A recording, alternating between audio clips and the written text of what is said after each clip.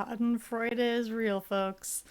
I cannot say how fun it was to see Judge Boyce get annoyed with John Pryor on camera, recorded, and I've got the receipts. It's fantastic.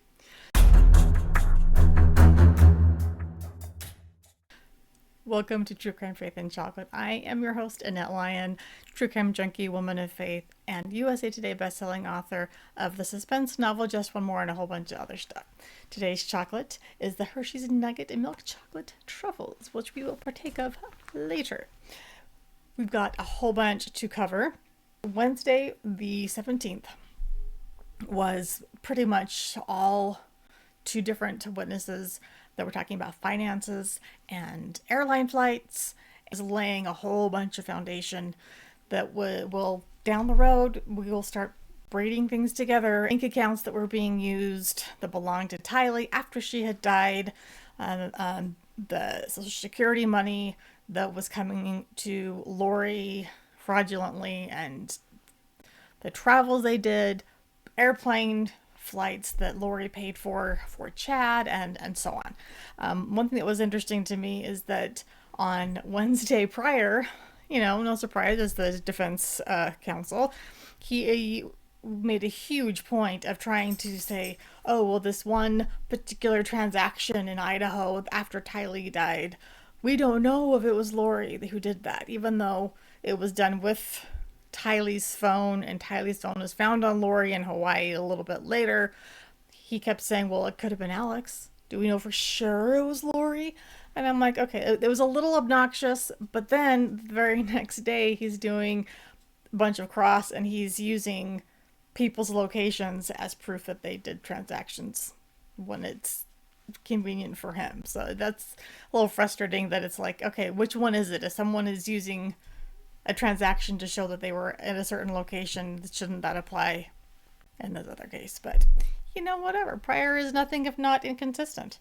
And then Thursday, that's how it began. We wrapped up with a FBI special agent, or I guess former agent now, Michael Douglas. He finished up his testimony, and then we have Melanie Gibb testifying for the rest of Thursday, and then she was the only witness on Friday. They ended early, and this is actually the testimony I've been waiting for, because there's some Mormon aspects to it that I think will be helpful, because again, I keep seeing things that people are reporting and they get it almost right, but I'm like, oh, but there's actually more to it if you know the source material. Just to clarify for those who are new, I do not speak for the Church of Jesus Christ of Latter-day Saints. I am one member. Yes, I am a practicing member. I've been a member my entire life. These are my opinions and my understanding of policy and doctrine and that kind of thing. But I think it gives my perspective is one that has been lacking, frankly. And especially when people are like getting even terminology wrong and that kind of stuff. And I think it helps to understand, unfortunately, these crimes. But let's start a little bit with my Schadenfreude. There are a couple of moments with Pryor. Where, yeah, he got put in his place. One thing he did that I have to wonder if it was really an oops. There was something that was shown on the screen to the jury, not just to the court, but to the jury. It's published to the jury that was, oops, they weren't supposed to see that. We don't know exactly what it was. It was labeled something that dealt with Lori's trial. That was not supposed to be brought into evidence at all for this. They weren't supposed to consider Lori or even know what happened with Lori's trial in this one. And also, he would have been labeling his exhibits things that I'm sure are helpful for him, but they were somewhat inflammatory. Oh, inconsistent statements of this, or da-da-da-da-da.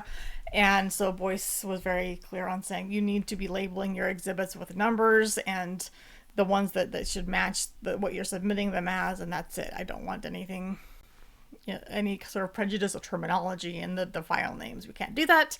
And then he brought up in the same little conversation with the counsel, this is outside of the jury's presence, he brought up the fact that Pryor had addressed one of the bailiffs and said, basically, keep your hands off my computer. Yeah, let's look at how Boyce responded to that, because he didn't exactly appreciate it. On the point of what apparently was said by Mr. Pryor to the bailiffs. I'll just indicate, of course, the bailiffs are in charge of the courtroom at the direction of the court. And I'll instruct all counsel to be respectful of the bailiffs as they do their jobs, and in particular, to not make any sort of comments in front of the jurors that may confuse the jurors or concern the jurors as it relates to how the bailiffs are doing their job in here. I have full confidence in the way the bailiffs have handled this courtroom throughout the trial. And so I'll just leave it up to counsel to follow that instruction as well and refrain from any types of editorial type comments in front of jurors, please, while this trial goes on. He was kind. That was respectful, saying, "I trust my bailiffs." Shut up. I got even more annoyed. So this was a little bit later. I love this one. I'm just going to say both of you are kind of getting into a habit of talking over each other. Please try to avoid that. And if I could have exhibit Mr. 1 Pryor, you just talked right over me when I was telling sorry, you, please not do that. Oh my goodness, I laughed so hard. Oh, like, oh gosh, dude, Pryor, just stop while you're ahead, dude. Just, oh my goodness, that brought me a little bit too much joy. And if you're hearing any noises, I got my little grandpuppy here, so hopefully she will behave. One of the biggest things that happened is when we had Melanie Gibb take the stand. Now, I will say I'm not a huge fan of Melanie Gibb for a lot of reasons. She's probably the face, if you've watched anything, whether it's been Dateline or Netflix or any of East Idaho News, if you've seen someone be interviewed about the case, it's probably Melanie Gibb. She is Lori's blonde friend, not the one from Hawaii. That's a different friend. And now, just to clarify as well, there are two Melanies in the story: Melanie Gibb and then Melanie Pulowski, who is Lori's niece, who was brought into all of the culty stuff. So the Melanie Gibb and Lori were like BFFs, and they had a podcast together and all this stuff. And if you look at Melanie Gibb's interviews that she gave prior to either of the trials, she seems very level-headed and rational and all of these things. I always sat a little uneasy with me that she was part of that podcast, because Lori was sharing things on the podcast, as I've said in previous videos, that were inappropriate to be sharing publicly. If, for example, Lori really had a visitation of Christ himself, it's inappropriate in our faith to be sharing those things just publicly. Just no, that is something you keep sacred. You record it in your own journal, and maybe you share it with the closest members of your family, perhaps, that kind of thing. So it seemed odd that she would be cool with that, but try not to, you reserve judgment a little bit. But as things have come out more about Melanie, it's hard for me to withhold judgment quite as easily. Turns out that we've heard about David Warwick, who was her boyfriend at the time of Tylee and JJ's disappearance and murders, and Tammy's. Now they've since married. Oddly, they live in different states, and there's no real explanation for that, which you do you. My understanding is that both of them, they started dating when they were both of them were still married to other people, and they both had multiple children. Like, I want to say Melanie had 4 or 5 kids, and I think David had something like 7. And they started dating each other because of the Lori and Chad Colt stuff. They were drawn together, left their spouses for each other, then got married, and now they live apart. So I'm not, that whole thing just makes my writer brain go, there's questions here, there's a story, and I don't know what that is. There was also an interview that's worth listening to on Hidden True Crime with Sherry Dowdle, who met Melanie Gibb online in one of those, like the forum, I think it was Preparing a People, one of the almost culty things but Sherry thought it was just sort of like it's like a food storage helper thing. She thought it was just a nice little forum of whatever. And after a while, she's like, I don't like what this is turning into. And then, but Melanie had kind of reached out and thought she was a friend. And then at one point gave her a phone call and, started just unloading about stuff about Lori. And Sherry was uncomfortable and started to record it. And parts of that recording have since come out, and Sherry turned it into authorities and whatnot. And whether that recording was legal in her state. There's questions about all that kind of thing. She had no idea about her state's laws about that kind of thing. She just felt uncomfortable and felt like she had to record it. But Melanie is saying on there things about how the kind of hint that she knew that Charles was being threatened, that Lori had essentially sort of encouraged Alex to kill Charles in self-defense, and also that she maybe had known that something was going to happen to Tammy, that she knew more about that Tylee and JJ were dark, so she knew they would die, whether or not it was by murder.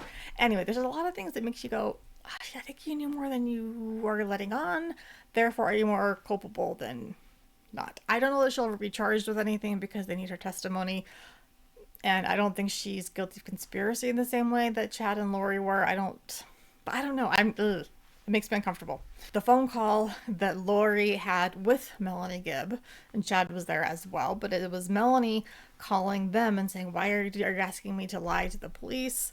I call it the Korihor phone call because they bring up that Book of Mormon character of Korihor. I wanted to talk about who that is and that phone call. So we're going to play a few excerpts from that phone call so you can hear some of that. There's a lot of bizarre stuff, of course, that we start getting into with that are not part of Latter-day Saint teachings at all, including the castings ceremony, things that they would do.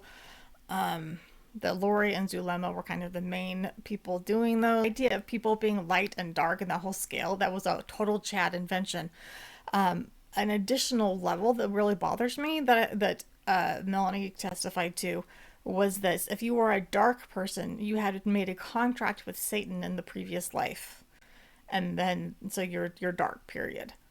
And that again is not remotely what we believe, but it also flies in the face of something we do believe, is that everyone who is on the earth, ever has been, ever will be, chose to come to this earth, and therefore they would have to be like, because they chose God in that moment.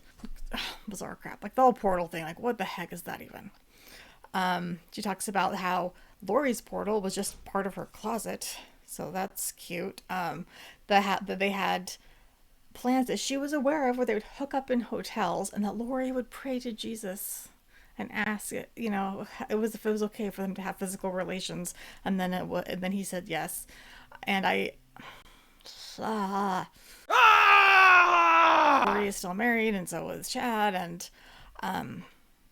I do think so. So Heather Daybell, so Chad's sister-in-law, former devout member, has since left the church, and with the crap she's been through, I can't entirely blame her.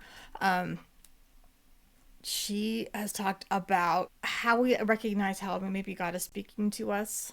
How the Spirit speaks to us. It's very easy to misunderstand or conflate happy, warm, even romantic feelings with, oh, God's talking to me. Because if it feels good and joyful and fluttery in your stomach, it must be good, right? And not necessarily, clearly. So I think we need to have some more lessons on what it means when the Spirit is actually giving you impressions. I believe this was a phone call that was made just a couple of days before Thanksgiving in 2019. So at this point, Charles has been murdered. Tylee, JJ, and Tammy, all four of them, have been murdered. The first part that I want to play here is she's trying to tell Lori, I think that you have been deceived, which is something that Lori's been telling other people for quite some time. That leads into eventually when she starts bringing up Corhor a bit later in the call. I believe that you have been very deceived by Satan. I believe that he has tricked you. And I don't believe that what you're doing is correct. I just don't. I mean, Tammy dies, and then your husband died, and then he's missing. It just doesn't sound like God's plan to me. It gives me a gut feeling, like in my gut, it feels weird. It doesn't feel right. I don't have peace about it. I never have felt 100% peace about it. I always felt like a little weird in my stomach about all these things. Something else I actually wanted to bring up about the Book of Mormon stuff. So apparently Lori had told Melanie the previous September that she had an important anniversary coming up on September 22nd. That would be the anniversary of when she saw Moroni in the temple. Now, there are two Moronis actually in the Book of Mormon, and I believe the one she's referring to is the last one, who is the one who buried the plates, the golden plates, after his father, Mormon, was the one who compiled all the records, gave them to him, and then he had to wander on his own, trying to keep himself alive from enemies, and then buried them. And then he's the one that then appeared to Joseph Smith and told him where to find them, and da da da da. So it's just that Moroni that Lori is talking about, supposedly having seen in the temple. Supposedly she was married to him in a previous life, whatever. But one thing that I find interesting, I think so this would have been 2019 and an anniversary of when she saw him. So I'm assuming that she claims to have seen Moroni September 22nd of 2018. So here's the interesting part. Joseph Smith reports seeing Moroni visiting him throughout the night of September 21st of 1823. I think Lori's trying to piggyback on that, and not in that she got either a day off, or she's thinking, the nighttime into the day or whatever, got the day somehow mixed up. But Joseph Smith was September 21st. Lori says she saw Moroni September 22nd. We're talking 1823 and then 2018. So in theory, I think Lori likes to think that she saw Moroni on the 95th anniversary of when he came to see Joseph. It's another little weird, what the heck, Lori. Next part of the phone call, Chad chimes in and he testifies about how Tammy was sick and how she died. That's a very weird phrasing.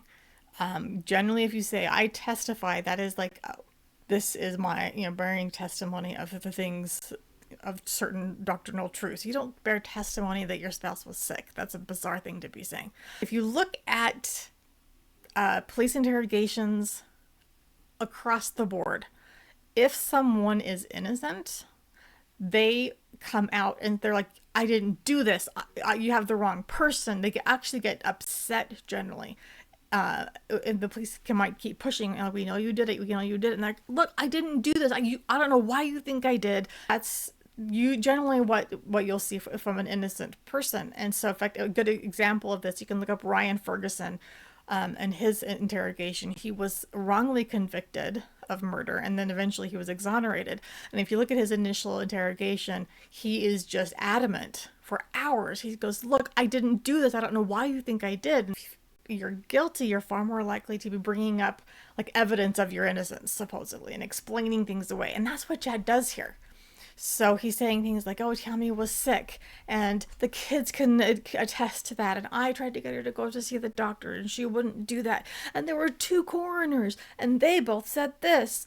And then he's listing off all of these people the kids were all at the house within 20 minutes of me calling them, and Garth was right there. He can say so too. And he's bringing in all of these supposed pieces of evidence and people who can vouch for the situation, because he wouldn't have to be testifying that Tammy died naturally if she really did. This is where she brings up Corhor directly. I was reading the story of Korihor, and it is so very similar to this. You just can't see it, but he did it because he was trying to reclaim a people, and he thought at the very end, because of his carnal and natural desires, that's what influenced him. And he was very, very deceiving. Natural desires? Well, honey, you got a lot of natural desires. We all know that. That's what you think is me, Corhor? Are you kidding me right now? Pretty much everyone that I've heard talk about this has said, oh, Corhor was an antichrist. So calling Lori a Corhor is like saying he's like the devil, or she's the devil, or whatever. Yes, but there's a whole lot more to the story. The idea that Melanie is comparing Lori is very significant because there are a lot of parallels. So I'm going to bring up some quotes from the Book of Mormon directly, that people could not be prosecuted under the law because of belief, only from action. So if you committed murder, you would be punished.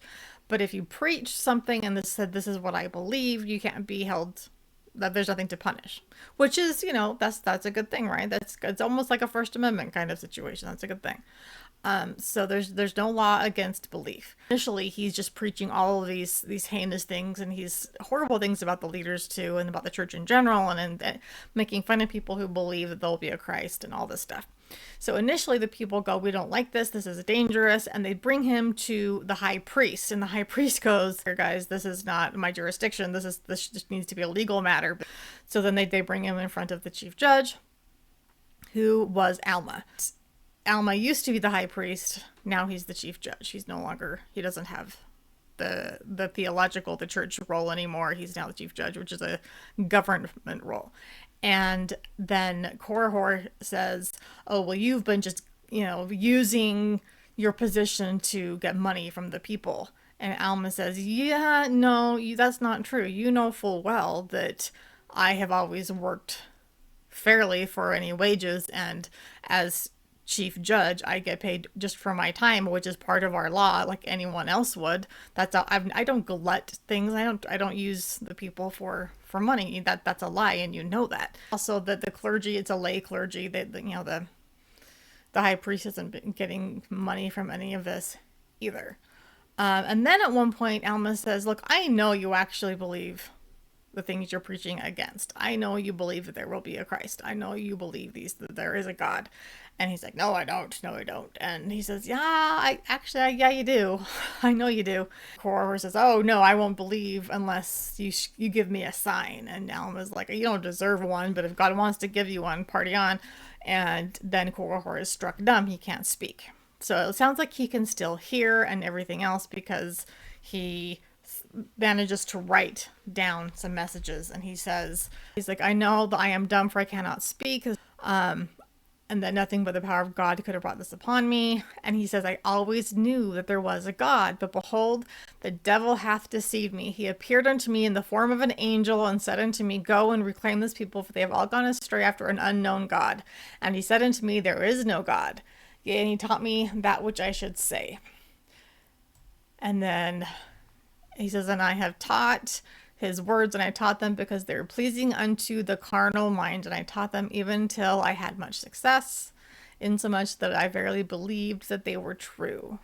So this is what Melanie is comparing Lori and Chad to, saying, "You've been deceived, and maybe you saw something, but it wasn't of God. This could have been something evil." She even says, "I think you opened up some dark portals. There's something you shouldn't have been messing with.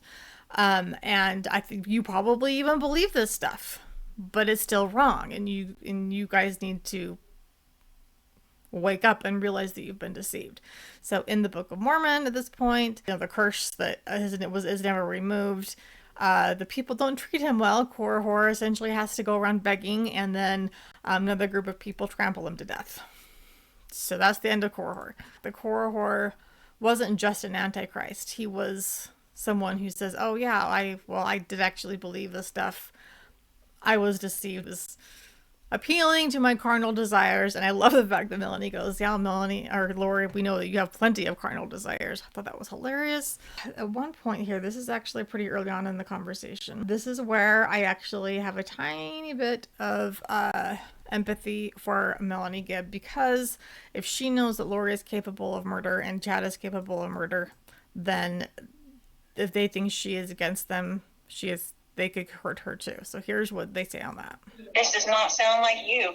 This sounds like you've been influenced by somebody dark who wants you to believe dark things and have fear of the celestial world." I don't. So that, to me, that is almost, that's a veiled threat, even, that I think you're turning dark, and we know what happens to people who are dark. So this is when she's saying that you've turned against me. Sweetheart, I'm sorry that you're friends with all those who are against me. Joseph Smith's friends turned against me. I'm not a friend. I'm not friends with people that are against you. See, the irony on that one, Joseph Smith's friends didn't turn against him. Other people did. There were a lot of people, like government people did.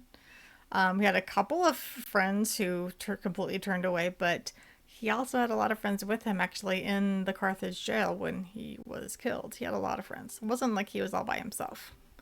he didn't lose everybody. So that was a little odd. But to have Lori, she's comparing herself more and more to Joseph Smith, which is disturbing. That she sees herself as this prophetess that's held up, and so there's just more of that coming. One big thing in our church is the idea that there'll always be at least a second witness. If one person has seen or have had an experience and learned something, then it's not, you don't just take their word for it. That there will be multiple witnesses, and that's also honestly, when we start looking into funky church history and people who you're like, well, why did Brigham Young ever teach X, Y, or Z? And then you start finding the patterns, and you're like, oh, okay, well, if that didn't continue, and if you find the patterns of people who've found truth, and that has carried throughout time. That is important, and how there is no witness for Chad and Lori's crap. That you ever receive what you think you received. Nobody has seen that but you. There's no witness. The witness, Joseph Smith, Oliver Cowdery, Martin Harris, the 8 witnesses, they all showed up. Was there a witness when Jesus, Heavenly Father, gave that to Joseph Smith by himself in the grove? Was there a witness? No, but they had it later with other people. That was one experience, but others joined in later. When he brought other people into it, they had experiences. So here's where Melanie actually has a clue, and Lori does not. That, okay, was Joseph's initial first vision by himself? Yes. But everything else that came later, there were multiple witnesses too. And that's Melanie's point, is that the pattern is that, okay, well, that one experience is by himself, but then there were other witnesses to corroborate that story, and Lori has no other witnesses. And Lori's like, yeah, but the first vision. Okay, but what about the other stuff? You don't have anyone else to corroborate anything else. Yeah, but the first vision. Okay, yes. But what about everything else? Any witness at all that could corroborate? None.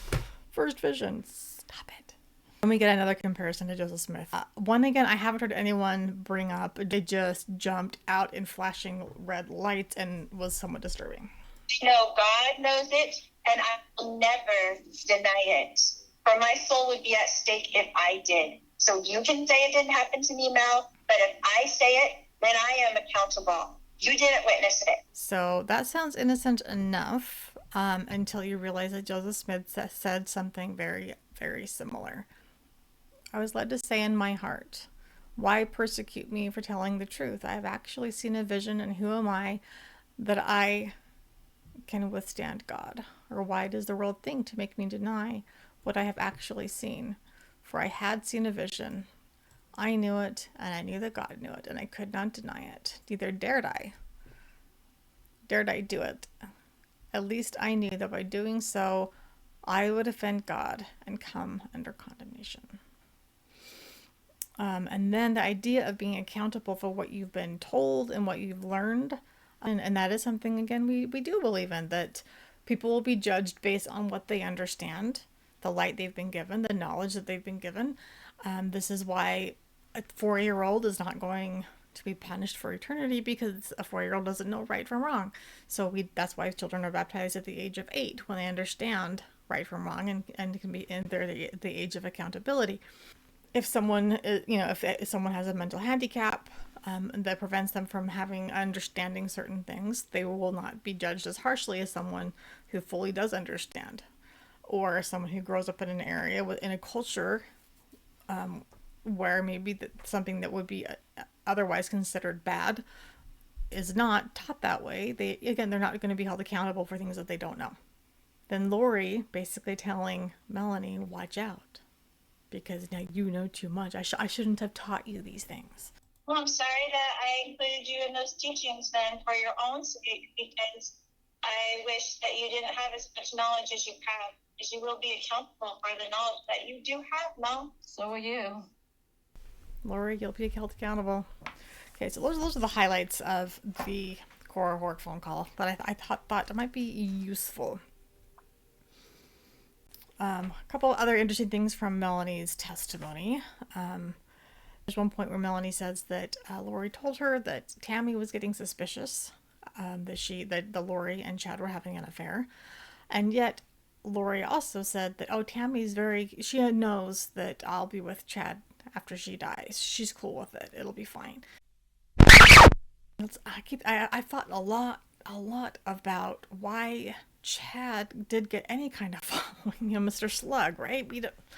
He's not, it doesn't have that charisma. He has this very quiet, soft voice. And then I realized that's probably part of it, because Latter-day Saints, we do tend to imagine, reverence and this quiet power as being spiritual. If you go to the temple, you're not going to hear loud music. There's no big choir singing. You whisper. It's a very quiet place, and that's supposed to be the most spiritual location. And then people, oftentimes, if you hear the leaders speaking in general conference, they will have kind of a more quiet tone, even the men. And so I do think that was probably part of it, that his little quiet voice made people think, oh, maybe he's spiritual and he's not trying to manipulate, which actually is exactly how he manipulated. Prior just kept getting a lot of stuff wrong, calling things like preparing the people, which is preparing a people. Not that I want like that group, I don't, but at least get the name right. He doesn't understand that there's multiple organizations that would put on conferences or camps. He kept thinking it was just preparing a people, and that was the only one. No, he doesn't understand that visions versus premonitions are different things. That visions would be literally something that you think you see or dream, that you're like actual vision, sight, versus premonition is something you would feel. And a premonition wouldn't be necessarily a prediction per se, or a revelation. Then he uses the word revelation as almost equivalent to a statement that someone gave a revelation. And you're like, a person would receive a revelation from a divine source, and then maybe inform someone of it, or write it down. And he actually also talks about, so seeing visions in your faith is that's not uncommon. Melanie goes, oh no, not really. And I wanted to go, yes it is. We believe that visions are something that can happen. We believe in spiritual gifts, a whole bunch of types of spiritual gifts, but I would say that is uncommon. Your average Joe Blow Latter-day Saint doesn't walk around thinking that they're having visions. I would say that's reserved for just a certain handful of people. That happens to be their personal spiritual gift. Other people have different spiritual gifts. And being visionary is, I from my experience, is one of the more rare ones. He also goes into vibrations, and he and Melanie are just talking past each other, because he's like, so vibrations is something you practice. And she's like, what are you talking about? Because the way Melanie and Lori and all of them looked at vibrations, it's like living things, like plants, human beings, everything, we literally have electronic vibrations. Like even like the movie The Matrix plays off of that, because humans are used as batteries, right? That in our hearts you can use pacemaker as electric pulses and all that kind of thing, and our brains have electric pulses. So, but their belief was that the more righteous you are, then like your physical vibration changes, and then if you're dark, then it changes in a different way. But he thinks that vibrations is an actual like spiritual practice, which it wasn't. I did appreciate that Melanie Gibb admitted that there was a lot of what they did that was not a part of the faith. And then he went into hinting about supposed perhaps improper communications with prosecutor Rob Wood. And then I was like, oh, here we go, because that was a whole hearing earlier in the week that the prosecution brought up that Rob Wood should not be brought up as a witness, and they were concerned that Pryor might attempt that. And so I was bracing myself for that possibility. I think Boyce quashed that possibility. Pryor keeps bringing it out, like Melanie doesn't have the best memory about very specifics, but he kept bringing things in like, oh, it's inconvenient that you remember this but not this, and she's like, well, I've told this story about 100 times to various people, so I do remember that, but do I remember if this came before or after that? No. And then there were things like, oh, well, you just happened to sleep through the night through this massive trauma, and I'm like, if you're exhausted, you might sleep through the night. Like, he's bringing up things as if they're questionable when they're really not, which, in my mind, makes him look like he's grasping at straws rather than actually making any kind of decent point. There were several objections of that he wasn't actually asking questions. He was being argumentative, and he seemed confused. That was a question, and I kind of wanted to like just kind of peek through the the feed and go, Mr. Pryor, ending a rude statement or accusation with the word right and having your voice go up doesn't make it a question. That's not what a question is, and especially in court. And he would say weird phrases like, oh, they're starting to do a thing that's called a podcast. And then he seems to think that the default in his brain for any digital communication is email. And most of the time when he says email, he means a text. And sometimes a social media post, but usually a text. And he almost always says email. He's corrected himself a couple times, but not nearly often enough. I would like to see Melanie grow a little bit more, even if it's by prior, because I think there's more to her story. As far as history, we learned that by the time Lori and Chad first met, Lori was already a fan of his books. She jumped in and started helping to sell his books right away. And on that same day, he tells her that they had been married in a past life already. To me, that would be like, peace out, dude. That's not a good pickup line. Apparently it was for her. Go figure. So Lori's cousin Megan Connor has speculated, and I agree on this one, that Chad and Lori probably, or very likely, could have been communicating online, especially in the Avow forum. That was a paid membership thing that Chad used to write blogs for, and is behind a paywall, but you could communicate and whatnot. And so it would not at all be surprising if they were communicating online way before they ever met, because that seems like an awfully quick jump to, hi, my name's Lori, hi, my name's Chad, hi, you used to be married to me in a past life, okay, cool, let's have an affair, all on the same day. So yeah, that was a very good, interesting possibility. She did admit to lying to law enforcement initially, saying that she did have JJ, and then her conscience got to her, thank heavens, and then she went and confessed. But she doesn't remember a lot of the very specifics. So prior we get into, oh, was it December 6th or was it December 7th or was it? She goes, I don't remember. I remember this happening. I goes, well, was Chad there? Or was this phone call here? Or was this person there? And she goes, I don't remember. And he just thought that was convenient rather than the fact that she just doesn't have that great of some people don't have great memories on those specifics. And then he always tried to make it sound like that Chad, well, since Chad wasn't a big part of that phone call, it was really all about Lori. Therefore, it shouldn't be part of Chad's trial, which is bogus. The two of them are deeply intertwined and everything belongs to both of them. We learned that Melanie Gibb's funky little name that they, because there's Elena and all these other funky names, hers was Phoebe. And then he got on her case about potentially ever teaching people these teachings, and she doesn't remember ever teaching them. She taught at various conferences, but it sounds like it was more scriptural based stuff.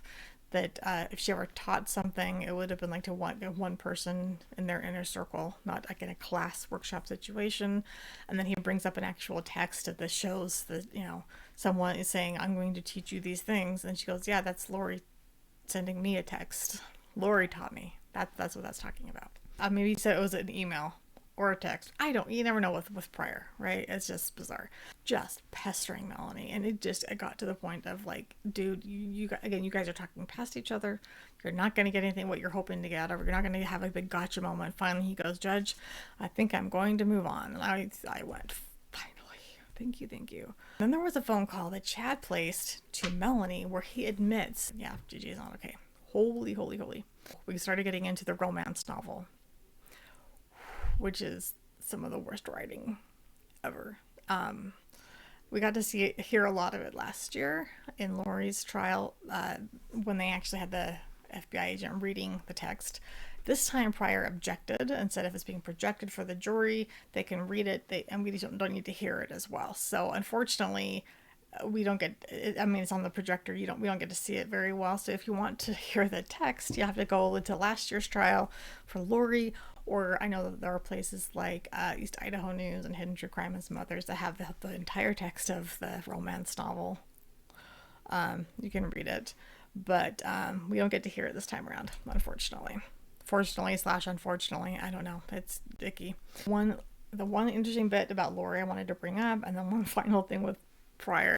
I found out recently that Lori has actually had two sisters die. One was Stacy, who died as an adult, and it was her daughter, who's Melanie Pulaski, and that her death was ruled natural causes, complications of diabetes. There's a question marks all over it though with Lori and Alex. We'll talk about that another time probably. But she also had a sister who died in infancy from what they think was likely SIDS, sudden infant death syndrome.